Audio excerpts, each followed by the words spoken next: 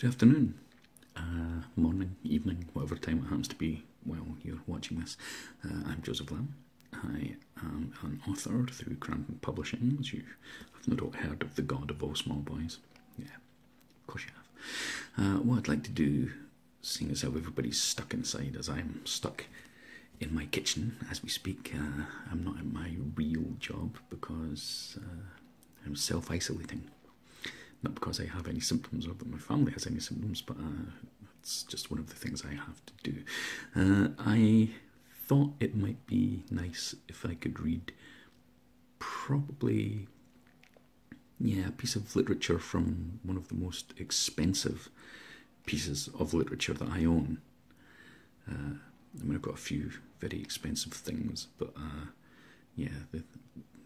I'm just going to read to you from the most expensive piece of literature that I own.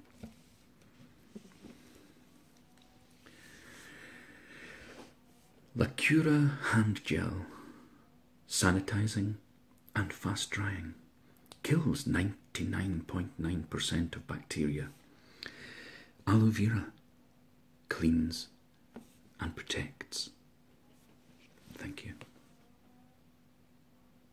What? A book? Oh, look at that. It just so happens I have one of my most expensive pieces of literature to hand. This is very old. It's one of the early editions of Alice Through the Looking Glass.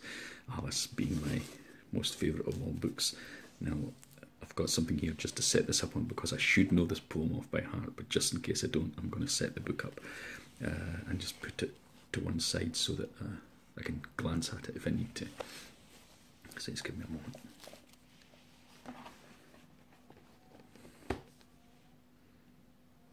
Okay.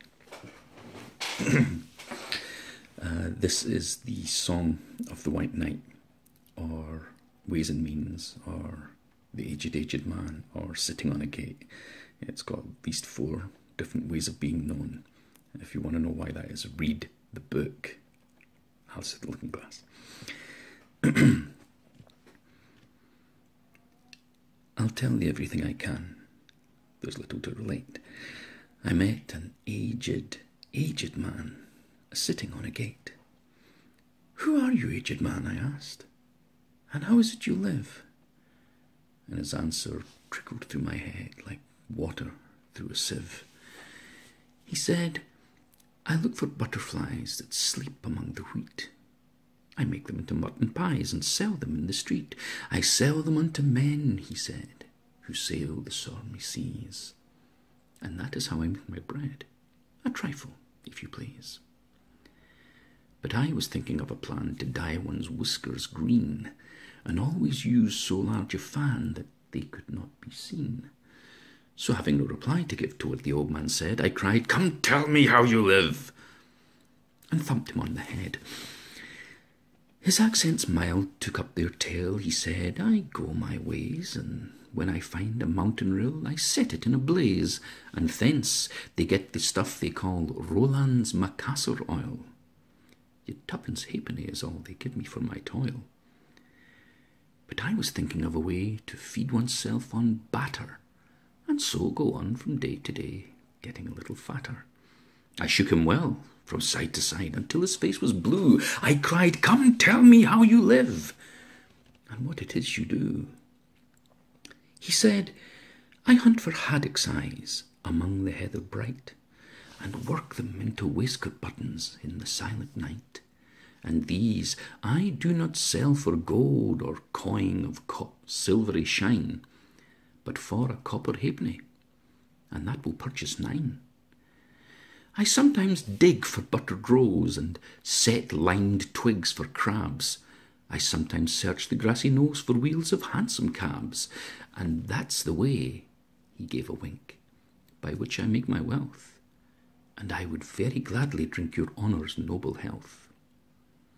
I heard him then, for I had just completed my design to keep the Menai Bridge from rust by boiling it in wine. I thanked him much for telling me the way he got his wealth, but chiefly for his wish that he should drink my noble health. And now, if e'er by chance I stick my fingers into glue, or madly squeeze a right-hand foot into a left-hand shoe, or if I drop upon my toe a very heavy weight, I weep, for it reminds me so of that old man I used to know, whose look was mild, whose speech was slow, whose face was very like a crow, with eyes like cinders all aglow, who seemed distracted in his woe, who rocked his body to and fro, and muttered mumblingly and low, as if his mouth were full of dough, who snorted like a buffalo, that summer evening, long ago, a-sitting on a gate. Stay safe.